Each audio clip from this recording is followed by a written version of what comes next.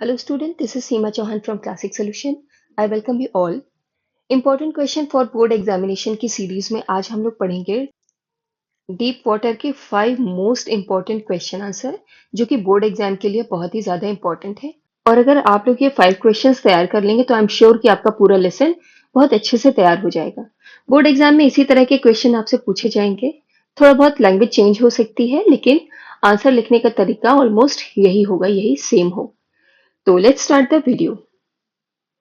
Question 1 is, what was the childhood incident that made Douglas afraid of water?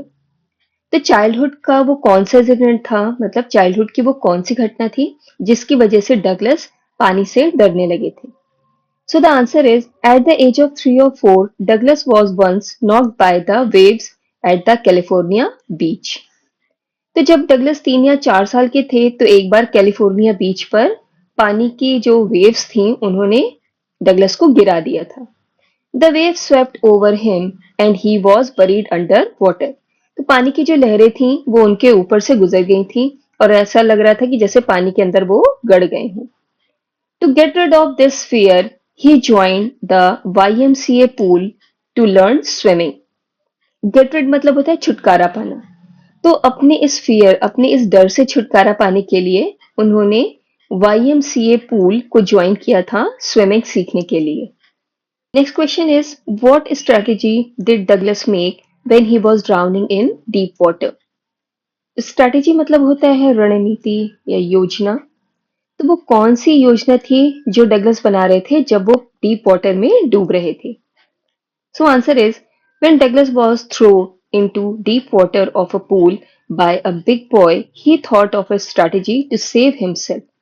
तो जब एक बड़े से लड़के ने उन्हें डीप वाटर में फेंक दिया था पूल के, तब उन्होंने एक योजना बनाई अपने आप को बचाने के लिए। He planned that he would make a big jump when his feet hit the bottom. तब उन्होंने प्लान किया कि जब उनके पैर पानी के बॉटम को यानी पूल की निचली सतह को जब हिट करेंगे तब वो बहुत तेजी से ऊपर की ओर जंप करेंगे। कम टू द सरफेस, फिर वो पानी की ऊपरी सरफेस यानी ऊपरी सतह पर आ जाएंगे।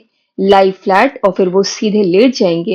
And paddle to the as of the pool, और फिर वो पैरों से पानी को मार करके पूल के किनारे पर, एज पर मतलब किनारे पर आ जाएंगे। Third question is, what did Roosevelt say about the fear of death? Roosevelt ने फियर ऑफ डेथ यानी मृत्यु के भय के बारे में क्या कहा है। So answer is, the American President Franklin D. Roosevelt said, the quote, all we have to fear is fear itself.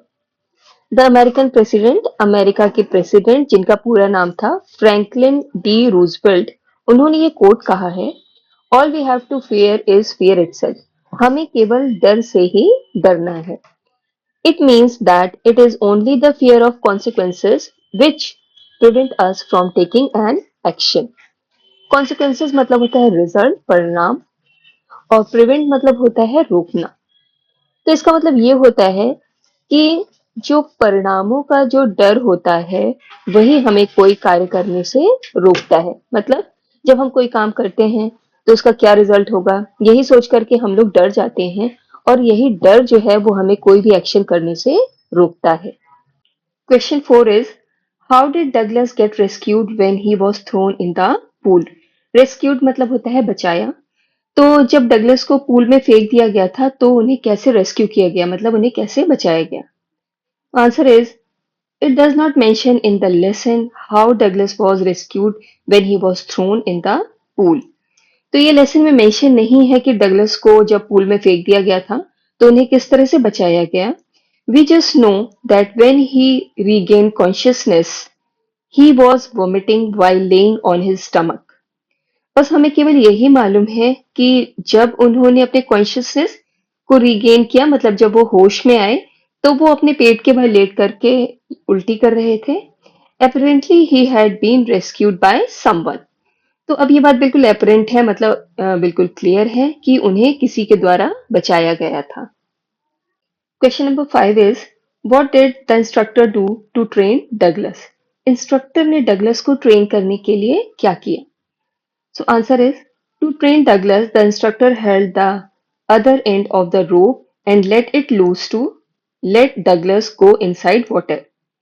तो डगलस को ट्रेन करने के लिए इंस्ट्रक्टर ने रोप का एक सिरा यानी रस्सी का एक सिरा डगलस को पकड़ाया और उसे लूज छोड़ दिया ताकि डगलस जो है वो पानी के अंदर जा सके। Then he made him put his face under water. फिर उसके बाद उन्होंने डगलस से कहा कि वो अपना फेस जो है वो पानी के अंदर रखें।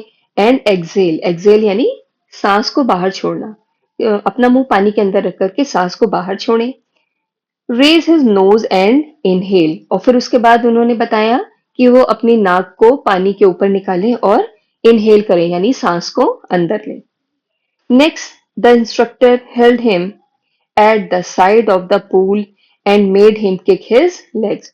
और उसके बाद में उन्होंने डगलस से कहा कि वो पूल का एक किनारा पकड़ लें and made him kick his legs, और फिर उनसे कहा कि वो अपने पैरों से जो है वो पानी में किक मारे। So students, with this we have come to the end of this session.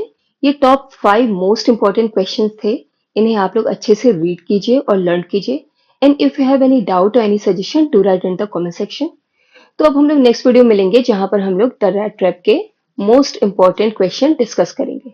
So thank you so much for watching my video.